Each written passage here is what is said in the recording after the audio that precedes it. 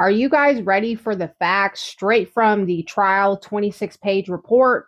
Let's start with this doctor or specialist by the name of Elizabeth Woods. Okay, she worked in Tacoma, Washington, and for 3 years, she would provide medical expert testimony in suspected child abuse cases. There had been at least 40 cases that this doctor was involved in where they were removing the children, taking custody of the children from the parents, specifically because they were accusing these mothers of suffering from Munchausen by proxy. Now, there was this big case involving a woman named Megan Carter. After that explosive investigation, it exposed her lack of credentials in this practice area. So she was basically advising and telling the courts that these children should be removed from the homes, but she didn't even have the credentials for it, y'all.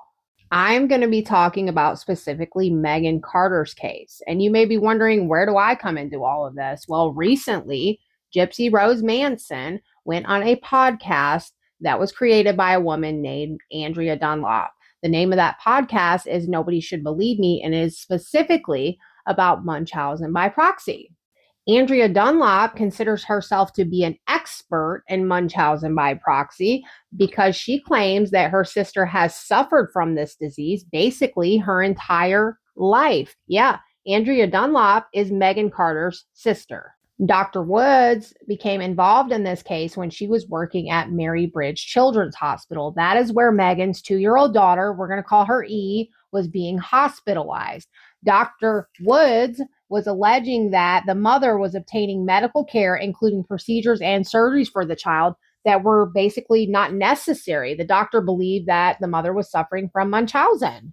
So we're talking about a family of 4 here. That is the biological father, husband to Megan. They have 2 children.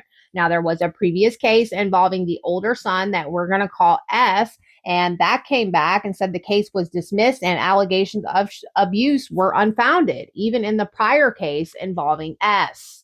What you have to remember is that Andrea Dunlop was behind the scenes sending all these reports to authorities about her sister. Even in present day, she is still making accusations that Megan does suffer from Munchausen by proxy, even though she was proved innocent.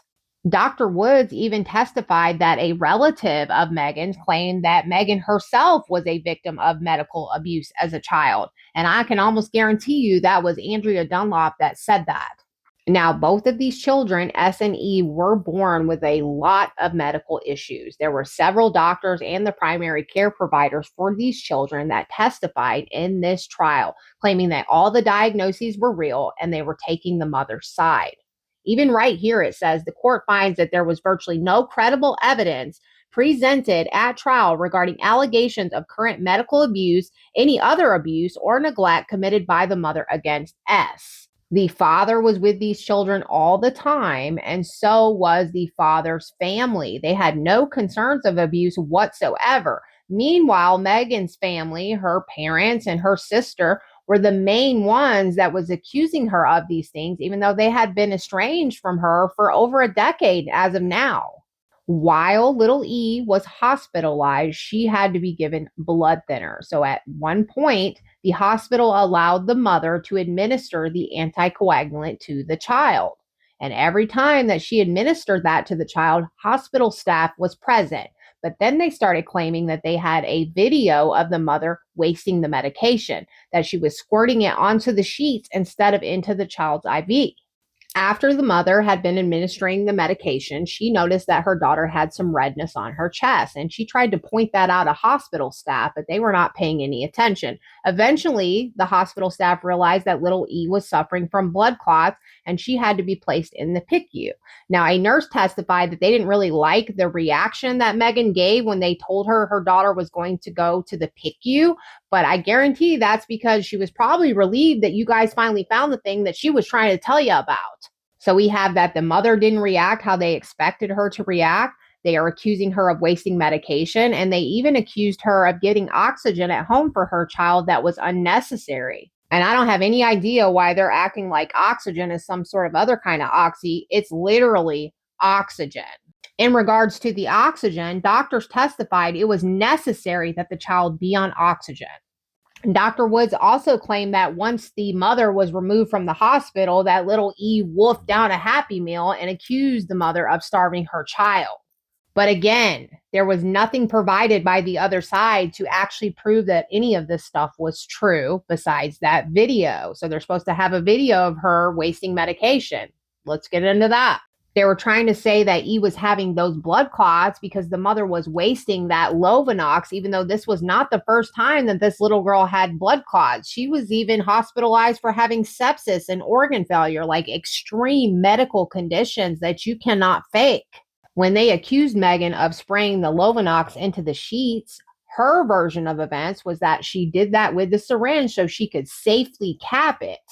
Well, what do you know? They played that video and showed those images to the courtroom, and the report said that both videos found the mother's explanation to be consistent with images and videos, and the hospital staff was present in the room both times. So it was false. Even right here, it says the court finds that Mrs. Gregg's perception of reading the mother's reaction did not establish that the mother was happy about E's condition on the morning of May 7th.